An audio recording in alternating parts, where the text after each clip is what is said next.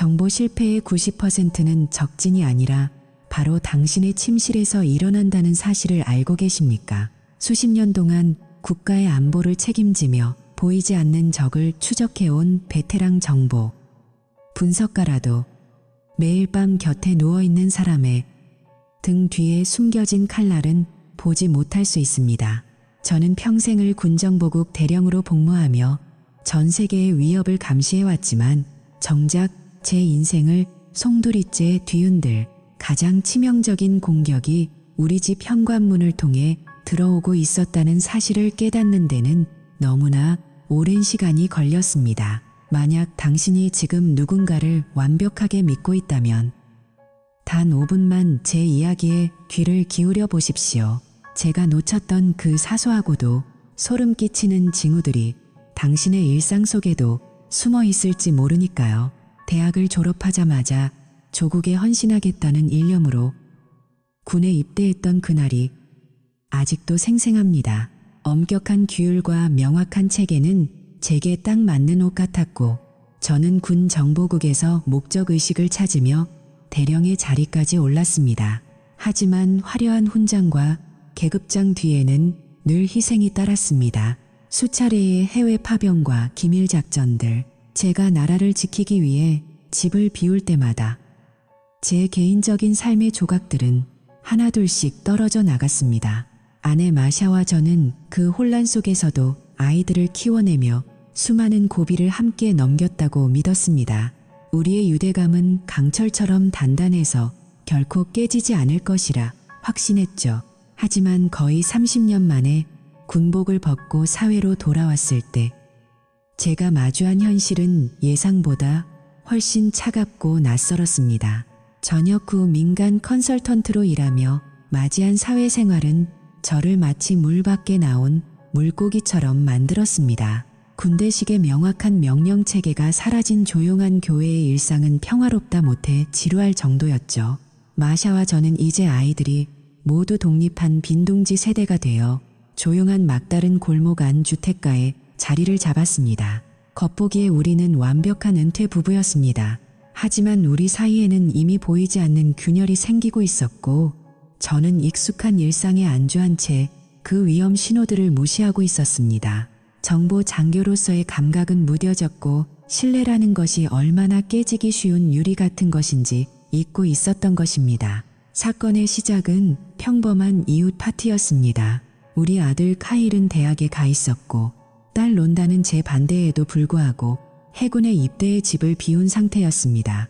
그날 파티에서 마샤는 길 건너편에 사는 척이라는 남자와 대화를 나누고 있었는데 영 불편한 기색이 역역했습니다. 그녀는 제게 눈짓으로 나를 좀 여기서 구해달라고 신호를 보냈죠. 하지만 저는 당시 이웃의 싱글맘인 제니와 대화에 집중하느라 그 신호를 바로 포착하지 못했습니다. 마샤의 눈빛이 더 다급해졌을 때야 저는 제니를 데리고 척에게 다가가 아내를 자유롭게 해주었습니다. 하지만 마샤는 제가 자신을 구하러 오는데 너무 오래 걸렸다며 불쾌한 내색을 숨기지 않았습니다. 파티장을 떠날 때 저는 옆집에 사는 젊은 부부 닐슨과 눈이 마주쳤습니다. 빈센트와 레슬리, 그들은 마치 무언가 알고 있다는 듯 묘하고 공모적인 미소를 지으며 저희를 바라보았습니다. 수십 년간 정보 분야에서 다져진 제 직감이 순간적으로 경고음을 울렸습니다. 하지만 저는 그저 아내와 오랜만에 오붓한 시간을 보내고 싶은 마음에 그 불길한 예감을 애써 억눌렀습니다. 사실 우리의 결혼 생활은 오래전부터 위태로웠습니다. 한국 파병 시절 우리는 거의 이혼 직전까지 갔었습니다. 군인 가족들에게 분류는 공공연한 비밀 같은 것이지만 우리만큼은 다를 것이라 믿고 싶었습니다. 하지만 마음 한구석에는 늘 의구심이 남아 있었습니다. 당시 저는 마샤가 제가 없는 사이 딴짓을 했다는 제보를 받기도 했습니다. 예전 여자친구로부터 마샤가 레드루프인 호텔 근처에 나타났다는 이야기를 듣고 사설 탐정까지 고용했었죠. 결국 병원 수리 때문에 주차 공간이 부족해 그곳에 주차했을 뿐이라는 결론이 났지만 그 후로도 의심의 씨앗은 완전히 사라지지 않았습니다. 한국에서의 그 1년은 우리 가족 사이에 메울 수 없는 거대한 구멍을 만들었고 그 구멍을 통해 신뢰가 조금씩 새어나가고 있었습니다. 저는 아내를 안심시키기 위해 비행에 대한 열정을 포기하고 위험이 적은 정보직으로 전환했습니다. 10일 테러 이후 이라크와 아프가니스탄에 수없이 파병되면서도 언젠가 돌아가 안식처가 되어줄 가정이 있다는 믿음 하나로 버텼습니다. 별을 달 수 있는 기회마저 포기하고 전역을 선택한 것도 오직 가정을 지키기 위해서였습니다. 마샤는 뇌 수술팀의 수석 간호사로 승승장구했고 그녀의 곁에는 유능하고 자신감 넘치는 외과 의사 트레이 카도사 박사가 있었습니다. 마샤가 그를 칭찬할 때마다 제 가슴 속에는 알 수 없는 불안감이 피어올랐습니다. 마샤는 직장에서의 가벼운 플러팅이 스트레스 해소일 뿐이라고 일축하며 오히려 과거 저와 함께 일했던 CIA 동료 디어드레와의 관계를 들먹이며 저를 몰아세웠습니다. 사실 마샤의 의심에도 근거는 있었습니다. 이라크 파병 당시 복병의 습격에서 살아남은 직후 극도의 스트레스 속에서 디어드레와 묘한 기류가 흐른 적이 있었으니까요. 육체적인 관계까지는 가지 않았지만 그 순간의 나약함은 제게 일종의 죄책감을 안겨주었습니다. 저는 마샤가 한국에서 저질렀을지도 모르는 일과 이것으로 비긴 셈이라고 스스로를 속이며 그 기억을 덮었습니다. 하지만 그것은 해결이 아니라 유예일 뿐이었습니다. 그리고 마침내 사건이 터졌습니다. 마샤는 국경 없는 의사회팀과 함께 6주 동안 남미 콜롬비아로 떠나게 되었습니다. 트레이 박사와 함께 간다는 사실이 못내 마땅치 않았지만 그동안 제 커리어를 지지해준 그녀를 위해 이번에는 제가 참아야 한다고 생각했습니다. 내가 당신을 위해 집에 머물렀던 수많은 시간을 생각해요. 이제는 당신이 나를 기다릴 차례예요. 마샤의 그 차가운 한마디에 저는 더 이상 아무 말도 할 수 없었습니다. 그녀가 떠나기 전날 밤 집안의 공기는 얼음처럼 차가웠습니다. 그녀는 밤새도록 짐을 싸고 장모님과 통화하느라 저와 눈 한 번 맞추지 않았습니다. 작별 인사도 메모 한 장도 없이 그녀는 다음날 아침 일찍 공항으로 떠나버렸습니다. 텅 빈 거실에 홀로 남겨진 저는 식어가는 커피를 마시며 그녀의 비행 경로를 추적했습니다. 그녀가 콜롬비아 보고타에 무사히 도착했는지 걱정되어 메시지를 보냈지만 답장은 없었습니다. 하루가 지나고 이틀이 지나도 침묵은 계속되었습니다. 답답한 마음에 집 근처를 달리며 머릿속을 비우려 애썼지만 분노와 불안은 점점 더 커져만 갔습니다. 집으로 돌아오는 길 뒤뜰에 있던 빈센트 닐슨이 저를 불러 세웠습니다.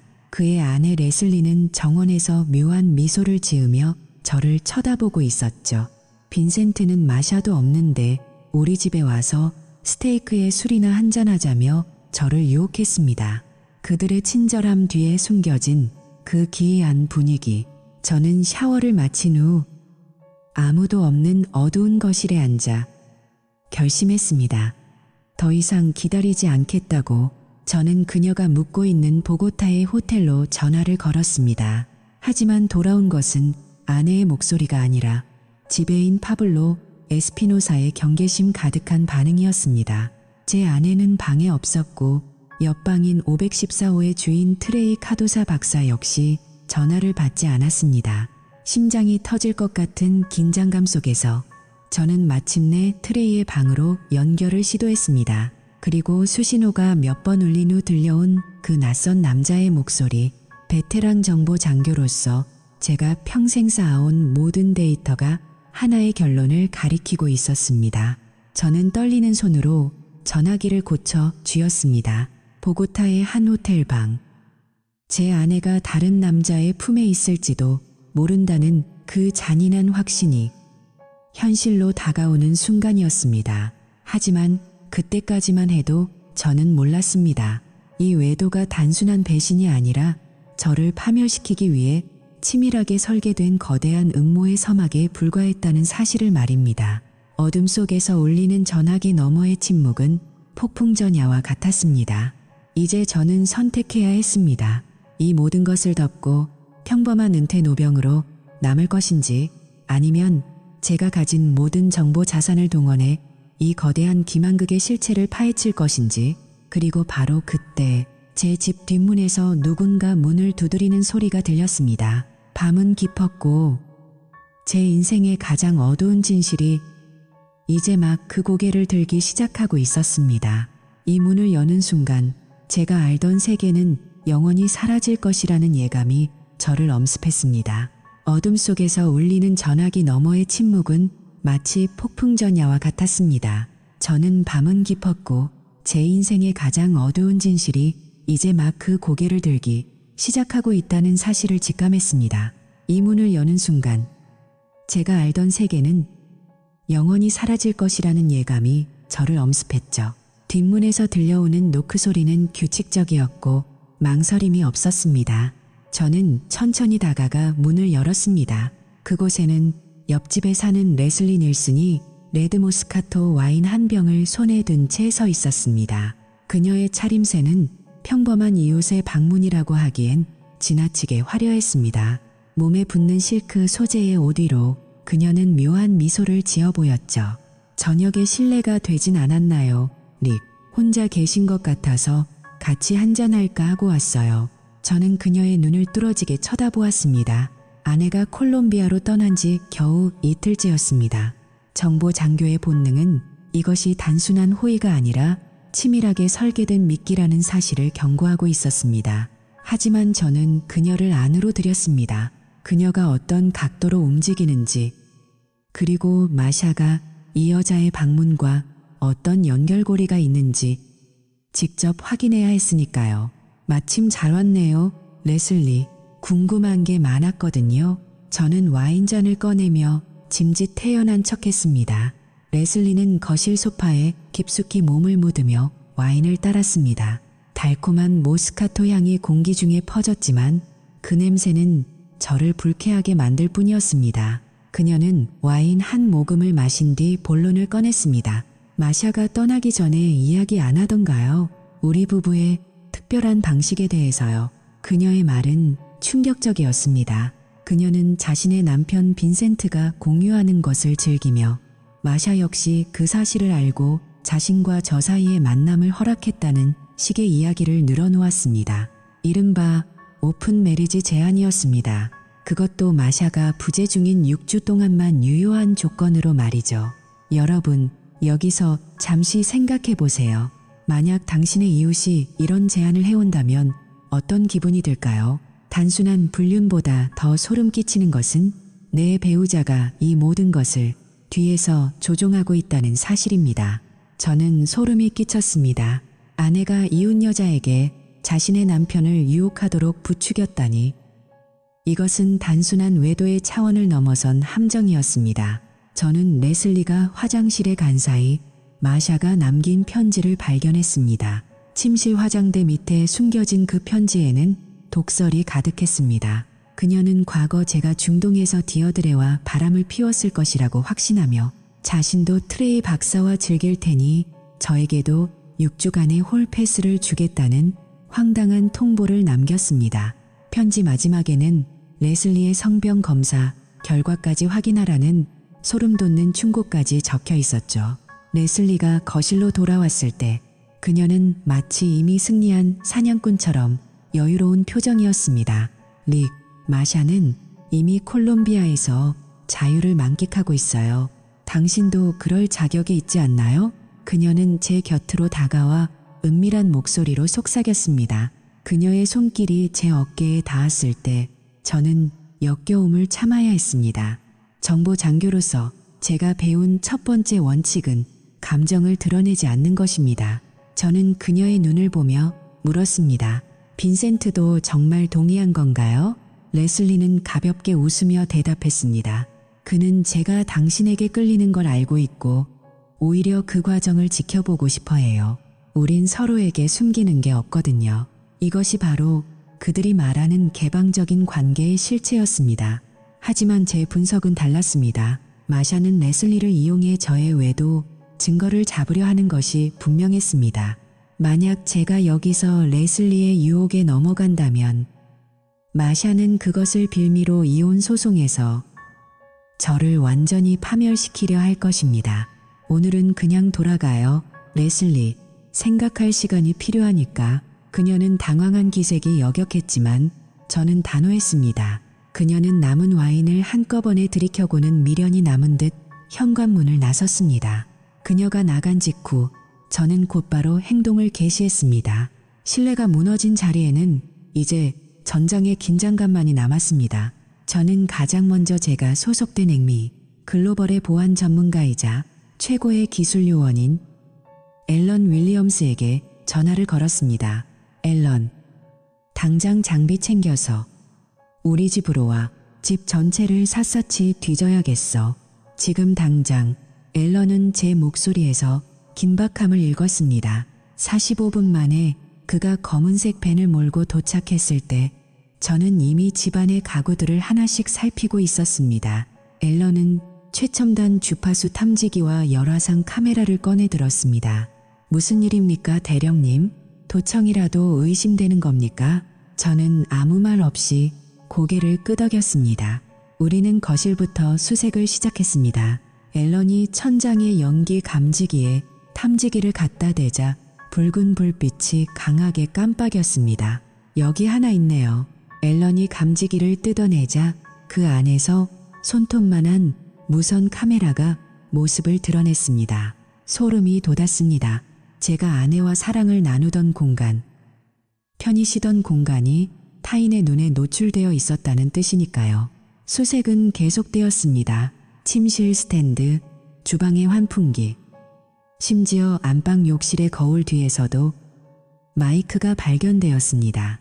유선 전화기 역시 이미 디지털 방식으로 복제되어 외부로 신호가 전송되고 있었습니다. 전문가의 솜씨입니다. 릭, 그냥 아마추어가 설치한 게 아니에요. 앨런의 말에 저는 입술을 깨물었습니다. 마샤는 저를 감시하기 위해 막대한 돈을 들여 전문가를 고용한 것입니다. 앨런은 신호를 역추적하기 시작했습니다. 이 신호들이 모이는 곳이 있어요. 집 근처 어딘가에 수신기가 있을 겁니다. 우리는 다락방 구석, 먼지가 쌓인 상자 뒤에서 작은 검은색 박스를 발견했습니다. 그 안에는 고성능 노트북이 들어있었고 실시간으로 집안의 모든 영상과 음성을 암호화하여 업로드하고 있었습니다. 노트북 덮개에는 스미스 탐정 사무소라는 스티커가 붙어 있었죠. 저는 그곳에 찍힌 주소와 연락처를 제 스마트폰으로 촬영했습니다. 어떻게 할까요? 대령님, 다 꺼버릴까요? 앨런이 물었습니다. 저는 잠시 생각에 잠겼습니다. 적이 나를 감시하고 있다면 내가 원하는 것만을 보여주는 것이 첩보전의 정석입니다. 아니, 내 집무실에 있는 것들만 비활성화하고 나머지는 그대로 둬. 그들이 보고 싶어하는 쇼는 보여주지 않을 거야. 아주 지루하게 만들어주지. 저는 아내와 함께 쓰는 컴퓨터를 확인했고 그곳에 키로거와 스파이웨어가 설치된 것을 발견해 즉시 제거했습니다. 마샤는 이 모든 것을 이용해 저를 파면시키고 나중에 이혼 소송에서 유리한 고지를 점하려 했던 것이 분명했습니다. 여러분, 여기서 중요한 교훈 하나를 기억하세요. 당신이 가장 안전하다고 믿는 공간이 가장 위험한 전장이 될 수 있습니다. 만약 당신의 배우자가 갑자기 비밀이 많아지거나 주변 인물들의 행동이 수상하다면 지금 바로 주변을 점검해 보세요. 예방은 언제나 수습보다 빠르고 저렴합니다. 다음 날 아침 저는 열쇠 수리공을 불러 모든 문의 잠금 장치와 보안 코드를 변경했습니다. 이제 이 집은 더 이상 그녀와 공모자들이 마음대로 드나들 수 있는 곳이 아니었습니다. 저는 마샤의 이메일 계정에 접속해 그녀와 트레이, 그리고 앨리슨 하그레이브스라는 변호사 사이에 오간 소름 끼치는 대화들을 모두 백업했습니다. 그녀는 저를 멍청한 호구라고 부르며 비웃고 있었죠. 분노가 차올랐지만 저는 냉정함을 잃지 않았습니다. 감정은 정보 분석의 최대적이니까요. 저는 저녁 식사를 위해 얀스바인 그릴로 향했습니다. 차를 몰고 가는 내내 백미러를 주시했죠. 예상대로 어두운 갈색 SUV 한 대가 적당한 거리를 유지하며 따라오고 있었습니다. 정보 요원이 미행을 당하면서 모를 리가 없죠. 저는 바 주차장에 차를 세우고 그 SUV가 멈추자마자 차에서 내려 그쪽으로 성큼성큼 걸어갔습니다. 상대는 제가 다가올 줄 몰랐던지 당황한 기색이 역력했습니다. 저는 SUV의 운전석 문을 확 걷어젖혔습니다. 안에는 30대 중반으로 보이는 남자가 카메라를 무릎 위에 둔 채 굳어 있었습니다. 당신 정체가 뭐야? 왜 내 뒤를 쫓는 거지? 저는 정보장교 특유의 위압적인 목소리로 다그쳤습니다. 그는 말을 더듬으며 발뺌하려 했습니다. 길을 잃어서 잠시 멈춘 것뿐입니다. 거짓말 마. 스미스 탐정 사무소 소속이지. 마샤가 고용한 개가 당신이야. 저는 그의 셔츠깃을 움켜쥐듯 다가갔습니다. 그의 눈동자가 공포로 흔들렸습니다. 내 집안의 카메라, 도청기, 그리고 이 미행까지 전부 다 알고 있다. 한 번만 더 내 눈에 띄거나 내 영역을 침범하면 그때는 법이 아니라 내 방식으로 처리하겠다. 군 정보부 대령의 방식이 어떤지 궁금하다면 계속해봐. 겁에 질린 그는 아무 말도 못하고 고개를 끄덕였습니다. 저는 차문을 거칠게 닫았고 그는 타이어 굉음을 내며 주차장을 빠져나갔습니다. 주차장에 홀로 남겨진 저는 이제 상황이 완전히 바뀌었음을 느꼈습니다. 쫓기던 사냥감이 이제 사냥꾼이 된 순간이었습니다. 저는 바 안으로 들어가 맥주 한 잔을 주문했습니다. 시원한 맥주가 목을 타고 넘어갔지만 제 머릿속은 이미 다음 단계로 넘어가고 있었습니다. 타지에서 불륜의 단꿈에 젖어 있을 마샤에게 제가 준비한 특별한 25주년 결혼기념일 선물을 보낼 시간이 다가오고 있었죠. 여러분, 이 이야기는 여기서 끝이 아닙니다. 제가 발견한 마샤의 이메일 속에는 상상도 못할 더 큰 범죄 공모가 숨겨져 있었거든요. 과연 그녀가 콜롬비아에서 꾸미고 있는 진짜 계획은 무엇일까요? 다음 이야기를 놓치지 않으려면 계속 지켜봐 주십시오. 진실은 당신의 상상보다 훨씬 잔인합니다. 만약 당신도 비슷한 의심이 든다면 지금 바로 전문가의 도움을 받거나 저처럼 철저한 증거 수집부터 시작하십시오. 댓글로 당신의 고민을 나눠주시면 제가 드릴 수 있는 조언을 해드리겠습니다. 구독과 좋아요를 통해 정의가 실현되는 과정을 함께 지켜봐 주세요. 미행하던 사설 탐정을 쫓아버린 뒤 저는 주차장에 홀로 남아 차가운 공기를 들이켰습니다. 가슴속에서는 분노가 소용돌이쳤지만 머릿속은 오히려 정보 분석가 특유의 차분함을 되찾았습니다. 이제 단순히 방어만 할 때가 아니었습니다. 적의 심장부로 들어가 그들의 패를 직접 확인해야 했죠. 저는 집으로 돌아와 서재에 불을 끄고 마샤와 공유하던 컴퓨터 앞에 앉았습니다. 앨런이 이미 스파이웨어를 제거했기에 이제 이 기기는 안전한 저만의 창이 되었습니다. 여러분, 배신을 당했을 때 가장 먼저 해야 할 일이 무엇인지 아십니까? 바로 적의 디지털 발자국을 확보하는 것입니다. 저는 마샤의 이메일 계정에 접속했습니다. 평소 사생활을 존중한다는 핑계로 들여다보지 않았던 그 공간은 사실 온갖 기만과 배신이 얽힌 거대한 저장소였습니다. 수백 개의 메일 중 제 시선을 단번에 사로잡은 것은 변호사라는 제목의 보관함이었습니다. 그 안에는 마샤와 그녀의 내연남, 트레이 카도사 박사, 그리고 악명 높은 가정법 전문 변호사인 앨리슨 하그레이브스 사이에 오간 수십 통의 메일이 들어 있었습니다. 메일을 한 통씩 열어볼 때마다 저는 제 눈을 의심해야 했습니다. 마샤는 저를 늙고 멍청한 군인이라 비하하며 수년 전 제가 한국에 있을 때부터 이미 여러 번 외도를 저질러 왔음을 트레이에게 고백하고 있었습니다. 하지만 더 충격적인 것은 앨리슨 하그레이브스와의 대화였습니다. 하그레이브스는 마샤에게 포스트넛 부부 재산계약 초안을 보내며 제가 레슬리 닐슨과 잠자리를 갖게 되는 순간을 포착해 이를 근거로 저를 경제적으로 완전히 파멸시켜야 한다고 조언했습니다.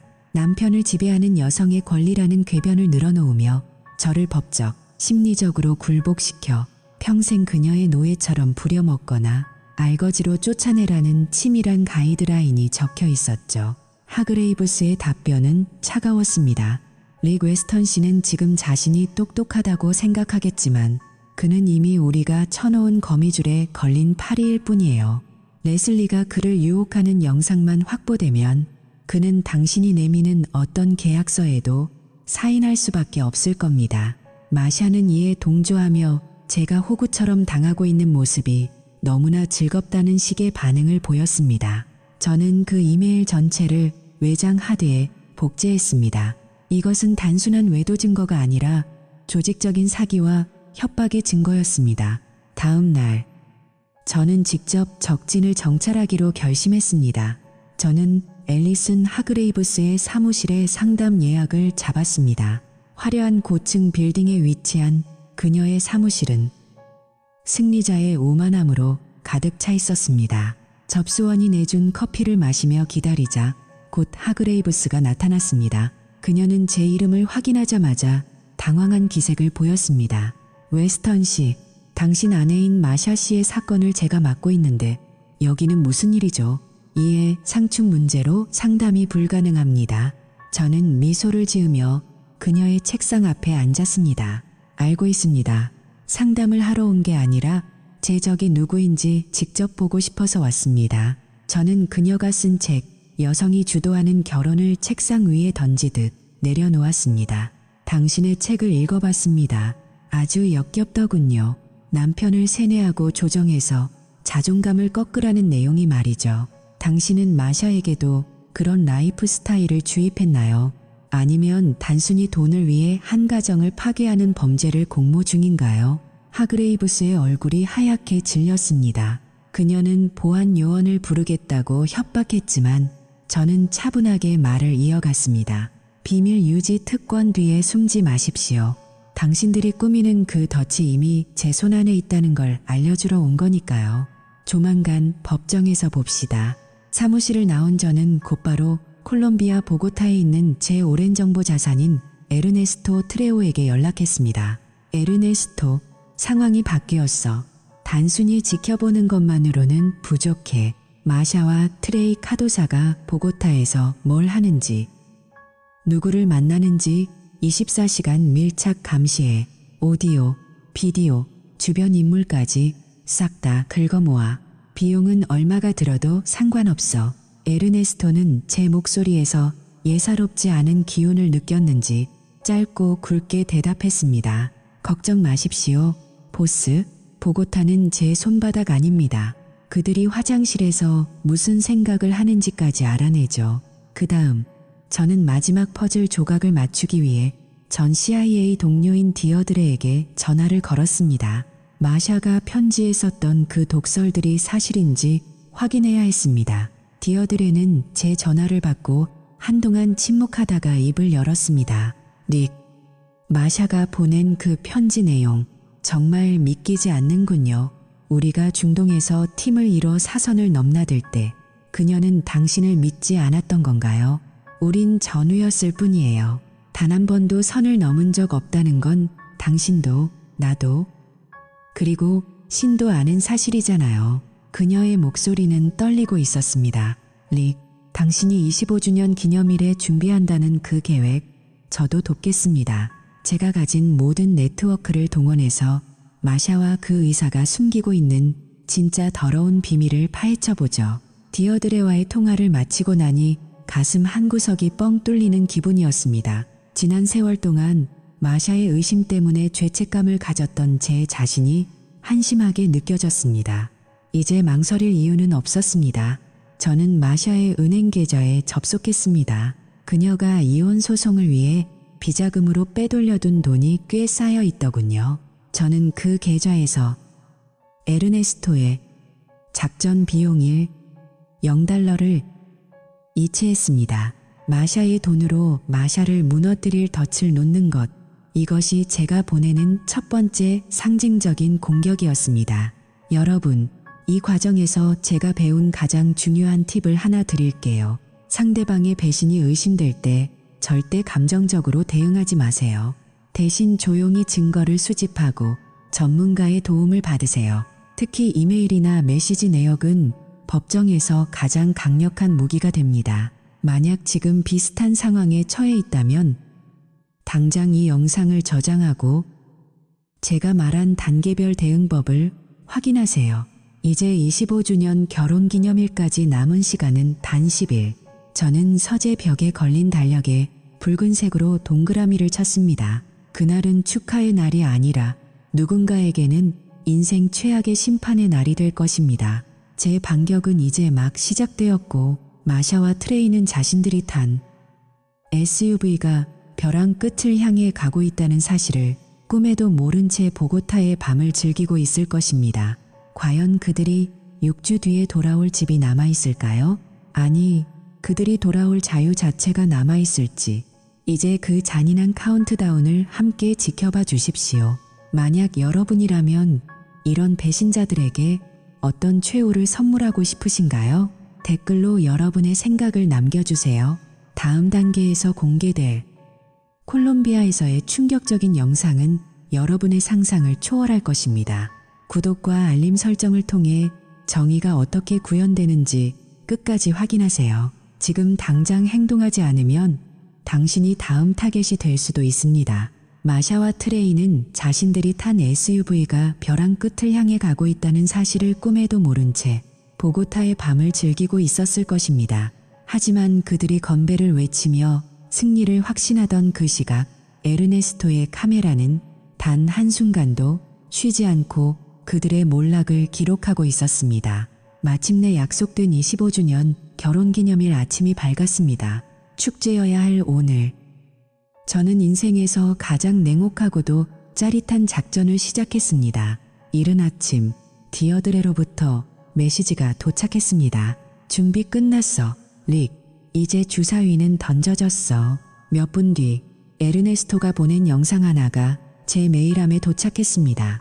영상 속에는 콜롬비아의 한 한적한 비포장 도로가 보였습니다. 나무 뒤에 몸을 숨긴 에르네스토의 요원들이 긴장된 모습으로 대기하고 있었죠. 곧이어 트레이와 마샤가 탄 SUV를 포함한 세 대의 차량이 먼지를 휘날리며 나타났습니다. 그들이 임시 검문소에 멈춰 서는 순간 중무장한 군인들이 들이닥쳤습니다. 여러분, 이 장면을 상상해 보십시오. 남편을 속이고 이웃과 짜고 함정을 판 여자가 자신의 불륜남과 함께 낯선 나라의 비포장 도로에서 군인들에게 끌려 내려오는 장면을 말입니다. 당황한 트레이가 창문을 내리고 무언가 항의하려 했지만 군인들은 거칠게 그들을 차 밖으로 끌어냈습니다. 차량 수색이 시작되었고 뒷좌석에 실린 의료용품 박스 안에서 엄청난 양의 하얀 가루와 알약 뭉치들이 쏟아져 나왔습니다. 마샤의 얼굴이 공포로 하얗게 질리는 모습이 고스란히 화면에 담겼습니다. 그녀가 그토록 원했던 홀패스는 그 순간 쇠창살 아래에서의 평생 계약으로 바뀌어 버렸습니다. 에르네스토는 제게 전화를 걸어 상황을 보고했습니다. 릭, 예상보다 훨씬 큽니다. 트레이, 이 자식. 단순한 외도가 아니라 마약 카르텔과 손잡고 알약 밀매를 하고 있었어요. 마샤도 그 계획을 알고 있었다는 증거가 명확합니다. 저는 곧장 콜롬비아 보고타로 날아갔습니다. 공항에는 에르네스토가 마중 나와 있었고 우리는 곧장 정부 청사로 향했습니다. 그곳에서 만난 검사 리카르도 몬토야는 퇴역 군인 출신의 강인한 인상을 가진 남자였습니다. 저는 그에게 마샤와 트레이의 밀당이 담긴 이메일과 영상, 그리고 그들이 밀수 계획을 논의하던 결정적인 음성 파일이 담긴 USB를 건넸습니다. 검사님, 저는 법을 지키기로 맹세한 군인이었습니다. 제 아내였던 여자일지라도 범죄를 눈감아 줄 순 없습니다. 이 증거들을 법의 심판대에 올려주십시오. 몬토야 검사는 제 손을 굳게 잡으며 답했습니다. 커러넬, 정의는 반드시 실현될 겁니다. 당신의 결단에 경의를 표합니다. Justice is coming. 다음 날 저는 마샤가 수감된 보고타의 형무소를 방문했습니다. 그곳은 악취와 소음, 그리고 절망으로 가득 찬 지옥 같은 공간이었습니다. 면회실에 나타난 마샤는 며칠 사이에 몰라볼 정도로 수척해진 모습이었습니다. 손목에는 무거운 수갑이 채워져 있었죠. 저는 차가운 눈으로 그녀를 바라보며 이혼 서류를 테이블 위에 내려놓았습니다. 당신이 내게 선택지를 줬었지. 다시 받아주거나 떠나거나 이제 내 답을 들려줄게. 마샤는 눈물을 흘리며 용서를 구했지만 저는 단호했습니다. 당신이 하그레이브스 변호사와 짜고 나를 노예로 만들려던 계획 전부 다 알고 있어. 그게 당신이 내게 줄 수 있는 마지막 예의야. 서류에 서명하는 마샤의 손이 떨리고 있었습니다. 서류를 챙기며 저는 한마디를 덧붙였습니다. 아, 그리고 당신이 예약한 그 엠베서더 호텔 취소 안 했더라. 내가 대신 체크인할게. 디어드레를 초대해서 우리가 중동에서 시작하지 못한 일들을 끝내려고 하거든. 당신이 원하던 홀 패스 덕분에 아주 즐거운 밤이 될 것 같아. 마샤는 분노에 찬 눈으로 저를 쏘아보았지만 저는 비웃으며 방을 나왔습니다. 마샤는 그제야 자신이 파남정에 스스로가 빠졌음을 깨달았습니다. 그녀의 홀 패스는 자유가 아닌 평생의 감옥행 티켓이 되었으니까요.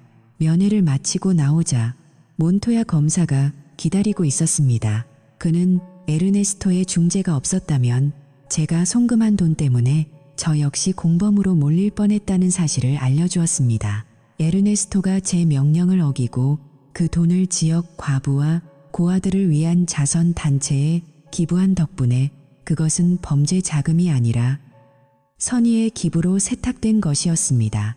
릭, 당신 친구 에르네스토에게 고마워하십시오. 그는 당신을 구하기 위해 최선을 다했습니다. 만약 당신도 누군가의 배신의 복수를 꿈꾸고 있다면 이 말을 명심하십시오. 법의 테두리 안에서 가장 냉정하게 움직이는 자가 최후의 승자가 됩니다. 섣부른 감정적 대응은 오히려 당신을 나락으로 떨어뜨릴 수 있습니다. 저는 보고타 공항에서 미국행 비행기에 몸을 실었습니다. 창밖으로 멀어지는 콜롬비아의 땅을 보며 제 인생의 거대한 잔해들을 그곳에 남겨두고 온 기분이 들었습니다. 30년 동안 지켜온 가정이 한순간에 무너졌지만 마음은 그 어느 때보다 가벼웠습니다. 이제 더 이상 등 뒤에 칼을 숨긴 적과 함께 잠들지 않아도 된다는 사실이 저를 해방시켰습니다. 비행기가 구름 위로 솟구치자 저는 좌석에 깊숙이 몸을 묻고 눈을 감았습니다. 이제 진짜 제 인생을 되찾을 시간이었습니다. 배신의 끝은 참혹하지만 그 끝에서 새로운 시작이 기다리고 있다는 사실을 잊지 마십시오. 여러분도 비슷한 상황에서 정의를 찾고 싶다면 지금 바로 구독과 좋아요를 누르고 저의 다음 행보를 지켜봐 주십시오. 댓글로 여러분의 경험을 공유해 주시면 제가 직접 답변해 드리겠습니다. 지금 당장 당신의 주변을 점검하세요. 당신이 믿고 있는 그 사람이 정말 당신의 편인지 확인하는 데는 그리 오랜 시간이 걸리지 않을 것입니다. 놓치면 후회할 마지막 반전이 기다리고 있으니 끝까지 채널 고정해 주세요. 여러분의 관심이 정의를 바로 세우는 힘이 됩니다. 지금 바로 행동하세요. 다음 영상에서 뵙겠습니다. 보고타에서 미국으로 돌아오는 비행기 안에서 저는 구름 위로 솟구치는 기체와 함께 제 가슴을 짓누르던 30년의 세월을 완전히 비워냈습니다. 비행기가 활주로에 닿는 순간 그것은 단순한 착륙이 아니라 제 인생의 두 번째 막이 열리는 신호탄이었습니다. 여러분, 인생에서 가장 소중한 것을 잃었다고 생각한 순간 사실은 가장 큰 자유를 얻었을 수도 있다는 것을 아십니까? 저에게 그 자유는 콜롬비아의 차가운 쇠창살 너머에서 시작되었습니다. 마샤와 트레이는 콜롬비아 법정에서 각각 12년형이라는 무거운 선고를 받았습니다. 알약 밀매 혐의는 콜롬비아 사법당국이 국가안보 차원에서 가장 엄격하게 다루는 범죄 중 하나였고 외국인이라고 해서 예외는 없었습니다. 재판 과정에서 밝혀진 진실은 더욱 참혹했습니다. 트레이는 단순한 외과 의사가 아니라 마약 카르텔의 자금을 세탁하고 공급망을 관리하는 핵심 인물이었죠. 그는 카르텔이 지배하는 악명 높은 형무소로 이송되었고 그곳에서 그리 오래 버티지 못했다는 소식을 에르네스토를 통해 들었습니다. 라이벌 조직의 타겟이 된 그에게 감옥은 보호막이 아닌 거대한 무덤이었습니다. 마샤는 여성 전용 교도소에서 복역 중이지만 미국 정부의 노플라이 리스트 노플라이 리스트에 올라 가석방이 되더라도 다시는 미국 땅을 밟지 못하는 처지가 되었습니다. 한때의 자유를 위한 선택이 평생의 유배지가 된 셈입니다. 우리의 아이들 카일과 론다는 큰 충격을 받았지만 제가 확보한 디지털 증거들을 직접 확인한 뒤 결국 진실을 받아들였습니다. 아버지를 배신하고 가정을 파괴하려 했던 어머니의 실체를 마주하는 것은 고통스러운 일이었지만 그들은 이제 저를 원망하지 않습니다. 아이들은 가끔 어머니에게 편지를 보내긴 하지만 면회를 가거나 재결합을 논의하는 것에는 단호하게 선을 그었습니다. 한때 우리 집의 평화를 깨뜨리려 했던 옆집의 오픈 메리지 부부 닐슨 가문의 몰락도 처참했습니다. 마샤의 공범이었던 페니는 불륜 사실이 남편 조시에게 들통나며 비참한 이혼 소송에 휘말렸고 그 과정에서 모든 치부가 공개되어 직장에서도 해고당했습니다. 레슬리는 정체 모를 아이를 임신하게 되면서 빈센트와의 기괴한 관계가 끝이 났고 그들은 한밤중에 야반도주하듯 동네를 떠났습니다. 그들이 떠난 자리에 남은 것은 깨진 유리 조각 같은 소문들 뿐이었습니다. 저는 마샤와의 기억이 묻어있는 연기 감지기 속에 카메라가 숨겨져 있던 그 집을 미련 없이 팔아치웠습니다. 그리고 디어드레와 함께 도시 외곽의 조용한 숲속에 새로운 보금자리를 마련했습니다. 여러분, 이 집은 예전 집과는 완전히 다릅니다. 그곳은 연기 감지기 속의 카메라도 누군가의 도청장치도 없는 오직 진실된 대화만이 존재하는 공간입니다. 디어드레는 이제 위험한 기밀 업무와 정보전의 세계에서 은퇴해 평범한 전업주부로서의 삶을 만끽하고 있습니다. 그녀가 정원에서 고양이를 돌보며 미소 짓는 모습을 볼 때마다 저는 지난 25년 동안 제가 얼마나 잘못된 곳에서 안식을 찾으려 했는지 깨닫습니다. 정보 요원으로 평생을 살며 제가 배운 것은 아무도 믿지 말라는 것이었습니다. 하지만 인생의 황혼기에 이르러서야 저는 가장 중요한 진실을 배웠습니다. 신뢰라는 것은 감시와 추적을 통해 얻어지는 것이 아닙니다.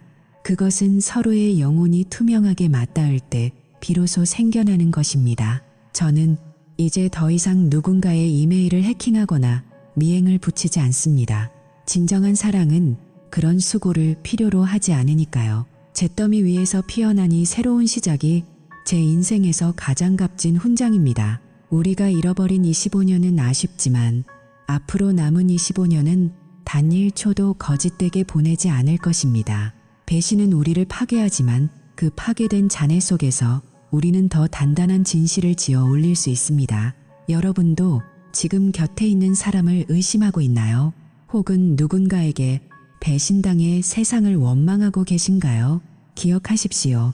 진실은 아프지만 우리를 자유롭게 합니다. 가짜 평화보다는 차라리 피 흘리는 진실이 낫습니다. 이제 저는 더 이상 등 뒤를 돌아보지 않습니다. 제 곁에는 저를 전우로서 그리고 한 남자로서 진심으로 사랑해주는 사람이 있으니까요. 우리가 함께 앉아있는 이 테라스에는 오직 평화로운 침묵만이 흐릅니다. 그것은 수많은 폭풍과 기만 그리고 배신을 견뎌낸 자들만이 누릴 수 있는 세상에서 가장 아름다운 소리입니다. 30년 군 생활과 첩보전 끝에 얻은 마지막 결론은 결국 이것입니다. 적은 멀리 있지 않지만 진정한 사랑 또한 결코 멀리 있지 않다는 것. 그리고 정의는 가끔 아주 잔인한 방식으로 하지만 반드시 실현된다는 사실입니다. 긴 이야기 함께 해주셔서 감사합니다. 이 이야기가 여러분에게 작은 용기가 되었기를 바랍니다. 만약 당신의 삶에도 비슷한 폭풍이 불어오고 있다면 두려워하지 말고 진실의 빛을 따라가십시오. 정의는 결국 당신의 편에 설 것입니다. 댓글로 여러분의 생각과 경험을 공유해 주세요. 제가 여러분의 전우가 되어 귀를 기울이겠습니다. 구독과 좋아요는 정의를 전파하는 큰 힘이 됩니다. 지금까지 제 이야기를 들어주셔서 감사합니다. 여러분의 삶에 진짜 평화가 깃들기를 바랍니다. 다음 이야기에서 뵙겠습니다. 승리하십시오.